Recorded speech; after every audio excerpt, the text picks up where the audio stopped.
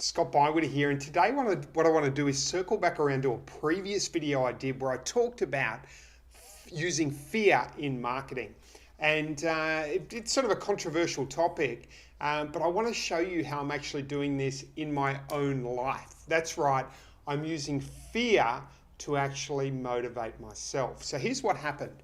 I've been noticing that I've been getting a bit too distracted in recent months, and it's very easy to get distracted in this world with, all the social media stuff and everything grabbing for our attention and our phones and all of that sort of thing. So, anyway, I picked up this book called Indistractable, and it's from the same guy who wrote Hooked. So, Hooked is sort of about how companies are actually hooking people on technology, and Indistractable is about how do we actually stop ourselves being hooked and being distracted all the time.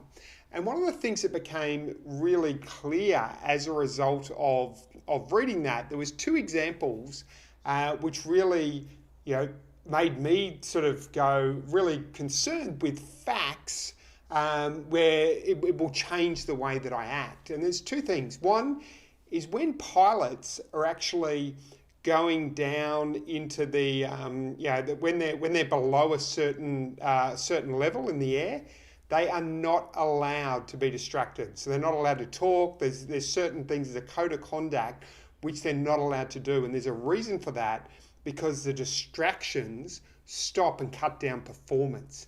Now, by the same stage, as another example, they've actually started to implement this in hospitals. So when nurses and that are actually distributing drugs and distributing pills and all that sort of thing, there's a lot of errors. And if you look at medical errors and how many people die from medical errors, it's actually massive. Like, it's one of the leading causes of death.